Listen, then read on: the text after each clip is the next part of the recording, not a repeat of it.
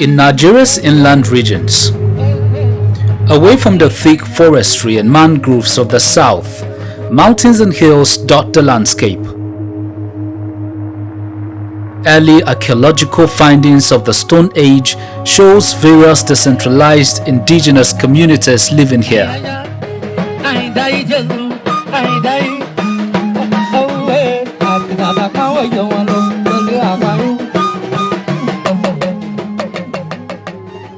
Even though a number of ethnic groups including Basa, Gwandara, Gade, Koro and Nupe all call the FCT their ancestral land, this documentary tells the story of one community in particular,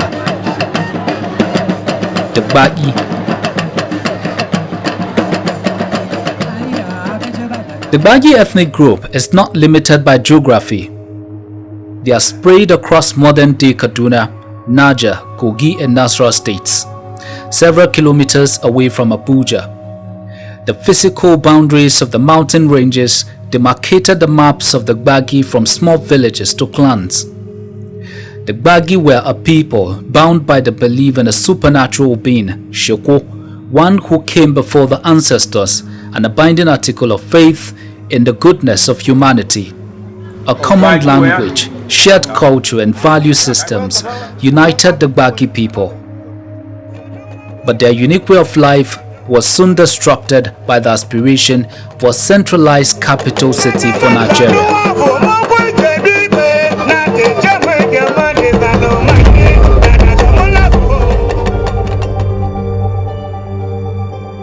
In 1976, Nigeria's military government under General Murtala Muhammad initiated plans for 8,000 square kilometers to be set aside as Nigeria's new federal capital city. By 1978, this ambitious new city was underway, with a recommendation of 2.8 billion naira compensation for the natives. But 34 years after the administrative capital moved from Lagos to Abuja, the Gbagyi no longer feature prominently on the landscape, dispersed and fragmented by politics and geography. The Gbagyi people are deeply connected to nature through customs and traditions. The marketplace used to be the economic center for the Gbagyi. Kasuwan Gwari feature prominently in many northern states, a place where trade and agriculture formed the bedrock of livelihoods.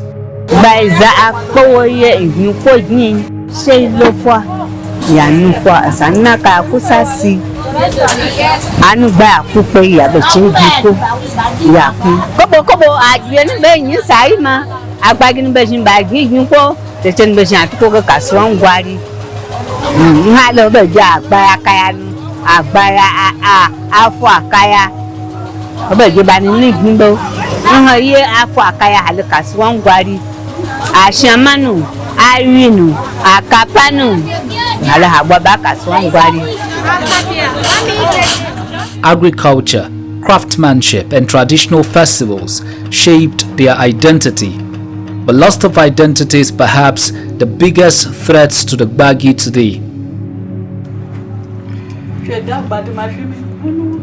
One of the most tangible aspects of Gbagyi culture is food. Through food, Gbagyi women express deep-rooted traditions, nutritious food preserved by traditional spices and methods. Mrs. Asibi Yakubu is a native Gbagyi woman. She explains the time-honored process of preparing a local delicacy called aje. Even without modern refrigeration, aje lasts up to a month.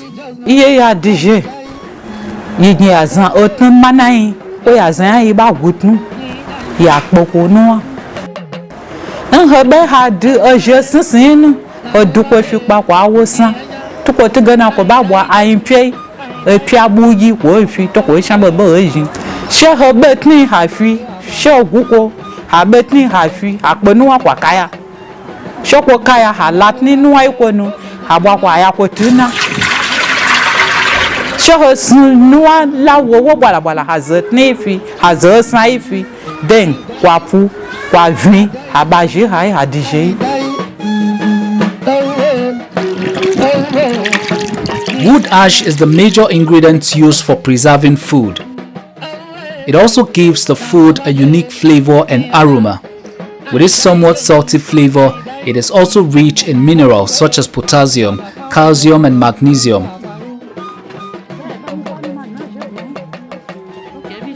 Fresh oje is usually stored with water in earthenwares. The water must be changed daily to preserve the food.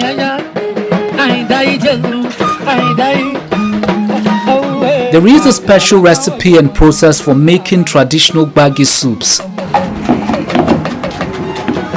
Wholesome ingredients and farm-fresh organic produce are key.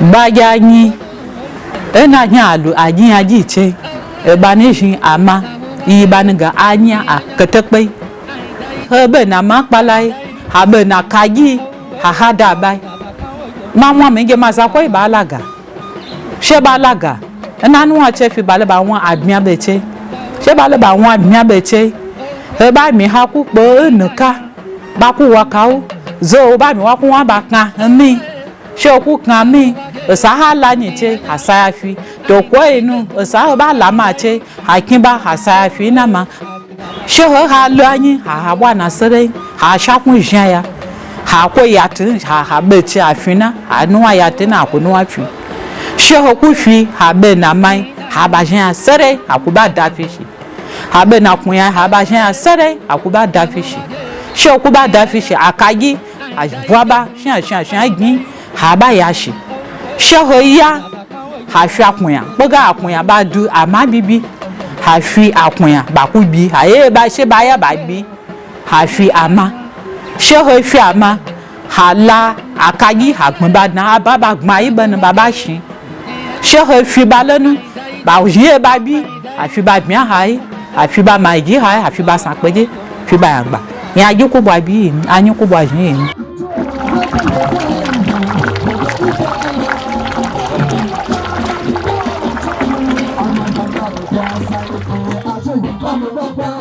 There are several ways to enjoy Gbagyi food. Oje can be mashed and mixed with water to make jepo. These delicacies then served with garden eggs, fish, peppers, locust beans and onions.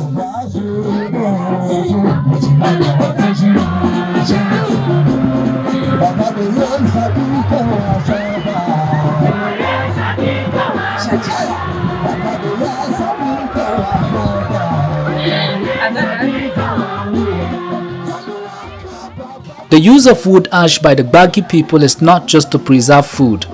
It is also a way to safeguard culture, ensuring that traditional Gbagyi meals are enjoyed for generations to come.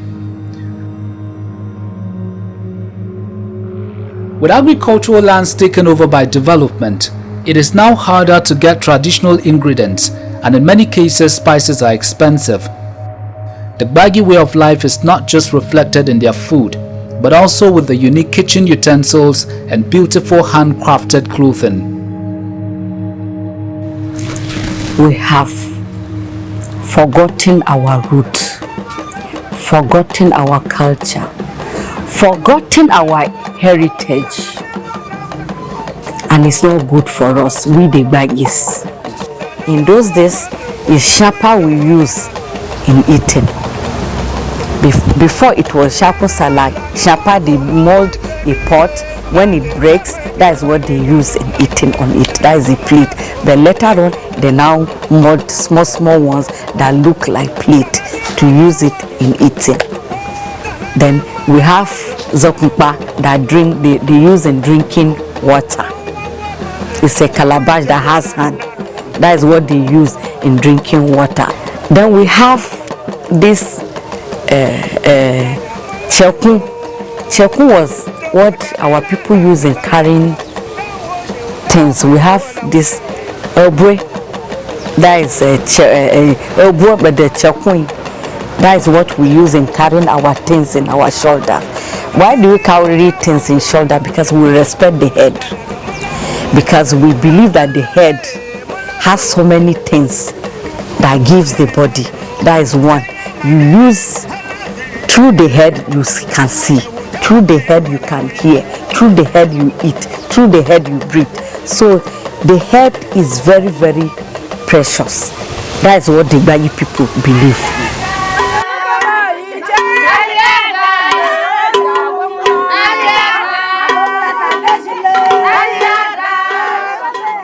Across Gbagyi clans, intermarriages and trade cemented kinship ties.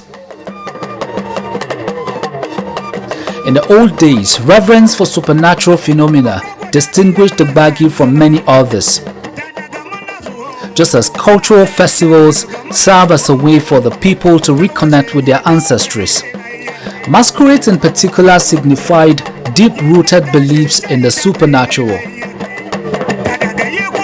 With the coming of the federal capital, establishing the federal capital here, we were having our culture strictly. But as the time goes on, the development catches along with us. And with the existing of the religion, Muslim, Christians, and some of us beginning to be committed to the religion, either Christianity or Islam. So that had diverted the attention of the Gbagyi people not to concentrate on their culture anymore. But the cultures I can remember, we have different type of cultures that I can remember them, like Lububije, Gbagyi, Amadaje, Abolije, and Fapa and bedrock. All those are culture that will normally take place yearly.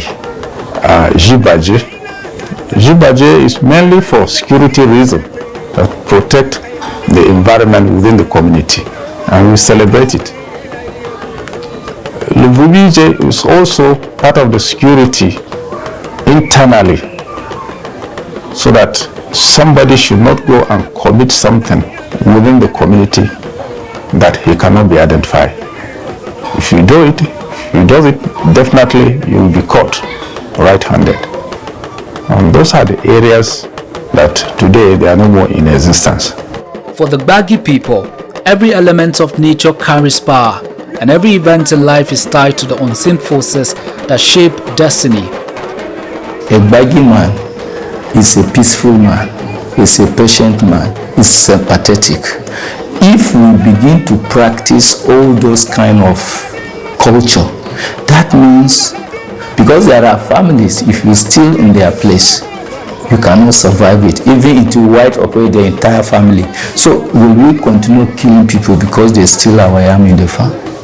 You will have disappearing culture. Even the white men that have written much about the Gbagyi people will tell you that the Gbagyi people have such powers, but they also goes without conscience. Some of these powers cannot be practiced today. When Abuja was carved out from parts of Niger, Plateau, Kaduna and Kwara, it seems as if the various indigenous peoples of the FCT were an afterthought. Until date, as the federal capital continues to develop, the Gbagyi people have continuously been pushed away. The broadcast that brought the federal capital territory, stated by late Murtala Muhammad, specifically broadcasted that day that the three major ethnic groups have no land in the 8,000 square kilometers of land that is now going to be the political capital of Nigeria. Lagos is going to still resume the commercial capital of Nigeria, and also Kaduna and Port Harcourt are also going to have the federal presence, so that Nigeria will have quadra-type development system, so that it won't be concentrated in one place. The Murtala broadcast stated that the three major ethnic groups have no place in federal capital territory, but a Gudapana report told him that there are Gbagyi, Gwari, Gede, Gana, Gwandara, Basa, Igbira, Koro, Amama, Alachi, and Nupe in the Federal Capital Territory.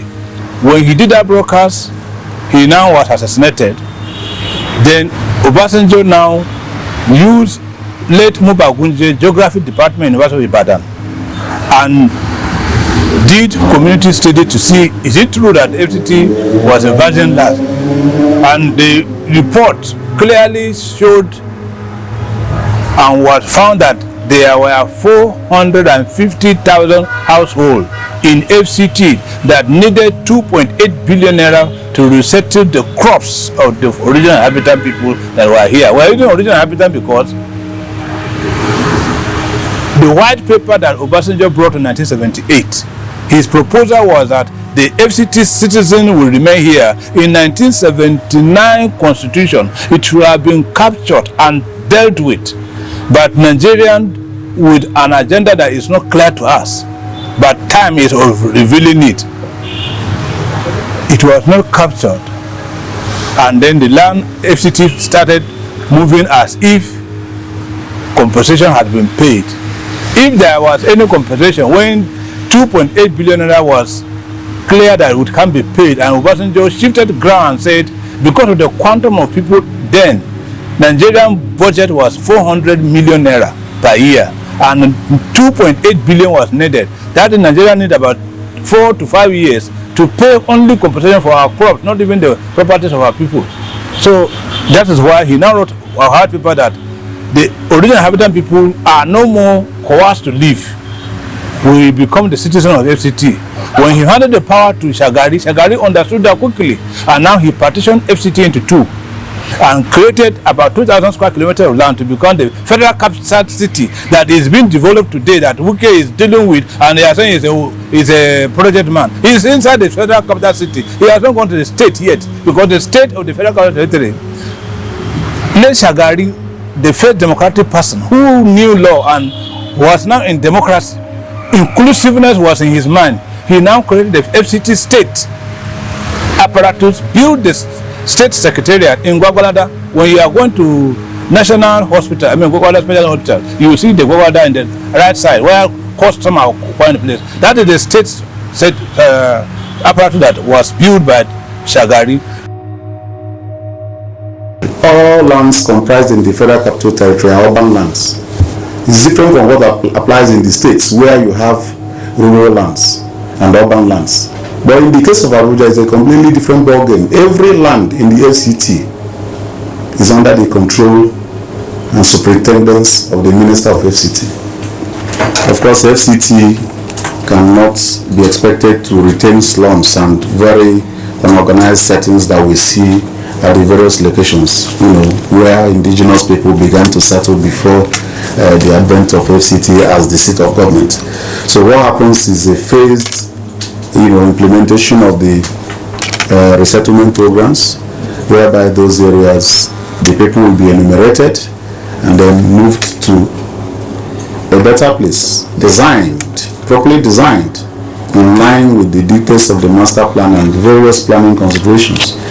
First, much better in terms of size of lands to be granted to them and every other thing, so that they will enjoy about what every resident of Abuja who has come to and organized their layout. As their lands vanished, so did their traditions. Sacred forests were cleared, ancestral grounds desecrated, and cultural festivals slowly faded away. Demolitions have been widespread. As the bulldozers tore down structures, the intangibles such as culture were also destroyed. na ba sai yayi Gbagyi na biya je ba shi abun ba shi a kin dare kama foyi a ga dare ce yi to ite kara dare ga ya ga a bai bai ba da shi yan sai fi ha gwamnati a kunu hai kai abba halo o ba ka nufa ko kwa biye azaba ko shi ayeda ba fili za alaka tafiya wa wa fa yajiya to agba tan go fili nu wai eya na shi le haye ba sa te yi ko le haye na Abuja ha me akun ta ba ko ya ebe ya sa ma bagan sa yin ko nbai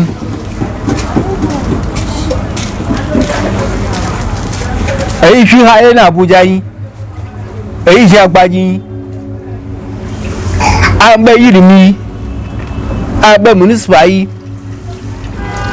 to ko Gbagyi haye in haka ga nawe na masai ite na masai shi da mu ko mai shimbanu a ci ga yi ni na masai shi da nan na Abuja yi abe na Abuja yi kin te ya na ai azalin wa kina in ba na masai na man shi da te ja ya ni FCT indigenes are shortchanged. And what makes it to be like that is because of that decree number 6 of 1976. So here, that is why you say we are agitating now for a state status. Because we have no this state status, it makes us to lose so many things. You go to Abuja University today, there is no quota for even FCT indigenes, and that school is in our land.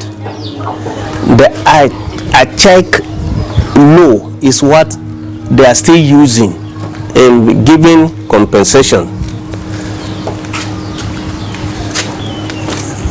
What was naira rate to dollar as at that years back, and what is naira rate today? That is what make that compensation to be looked down as if it is nothing at all. Imagine, of recent, they are paying compensation in Gishiri, a room, 70-something thousand or 80-something thousand. Okay, is it zinc that you are going to buy? One bundle of zinc is above 50,000. Okay, are you going to dance to get the blocks? Or you are going to dance to get the cement, sharp sand, doors, and what have you? Today, I can tell you that 1 million naira cannot build one single room if it is standard. Single room, not even to talk of self-contained. A few miles away in Gishiri community, the Gbagyi people here are worried that centuries of traditions have been destroyed with the displacement of the inhabitants without proper resettlement plans. A king grave is not supposed to be seen anywhere. If you are a Gbagyi man, your grave is not supposed to be seen, and a Gbagyi king is not buried that time, is buried at night, midnight, at that matter. And they don't like Gbagyi king down the way you portray other people when you're burying them. He is to sit as a king in his grave, and there is a provision for such, and there are some rituals that follow for this to be done. Now, if you said you are moving, like, just let's take example the issue of Imboa community that they call Gishiri. Now, these people who have been moved from their ancestral land to other places like that, the place they are now. One, they don't have where to farm. They don't have places to farm. And then secondly, the forefathers that were being buried in Wuse or other places like Katampe, where you now have the Aso FM, and the Aso FM on top of the rock, that rock used to be worshipped. This one they call the Aso Rock. It's not Aso Rock, it's Zumwape, and there are times that they used to worship this Zumwape. Every other rocks you see around FCT has an indigenous people that were attached to them, and they were being worshipped. Sacrifices were being made that the Gbagyi people believed they were the one that were serving them at that time. But now they were being displaced. Proper thing was not being done. The spirits that were being worshipped, let's say the ancestors then, they were being worshipped. They were being just displaced without proper taking over and handing over, because they are things that you are supposed to move, and there's a way you go about it before moving it. Like a grave that is now a king grave, That's not how you just go and break it anyhow. Where old men were being buried, our forefathers, you don't just go there and begin to build there. There are research you must do, which there are seers that will tell you, no, you can move this person or you cannot. You cannot have a land in Nasarawa state and you want to buy somebody's land in Nasarawa state. You go and say that, tell you, well, I want to compensate you. Federal government, you can't come and stay in the federal government territory and you're now asking you to compensate people. You want to compensate you. Compensate what? When you're already on the land. Do you compensate somebody when you're on the land? When to section 44 state that you don't do that until there's adequate preparation in the court of law and the judgment is given. Why is the court that you gave Nigerian government to come and take 8,000 square kilometers of land and make it federal government territory of Nigeria? Why is the document? So it is what we are looking for. Secondly, Tinubu has already tried to show that he wants to do that very well by creating the North Central Development Commission. You see, 7 states and FCT is part of it. All the governors are doing the meeting. Who in FCT is going to be represented in the North Central Development Commission? Because we have been denied governance. Is it the UK that is here by call minister, not governor, who is going to go there for us? Or is it the special duty person who is there to do special work? Who is going to represent us? Why this marginalization and our self-determination that has been crushed by our country that were paying tax and you are living on land formulating laws? By the time our children come, we don't know speak English. Abuja, Nigeria's capital city, is a melting pot of diversity, a city built on ambition.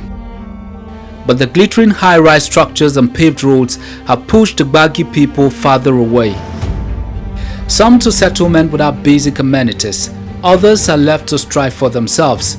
Cultural spaces have now been replaced by government buildings and luxury estates. The traditional kinship ties once supreme are now guarded by decentralized and dispersed chieftaincies.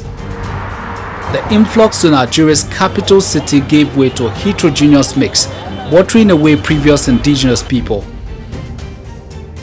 Even with the influx of newer lifestyles and values, the Gbagyi people are still finding ways to keep their traditions alive. Through craftsmanship, festivals and storytelling, they ensure that their culture is never forgotten.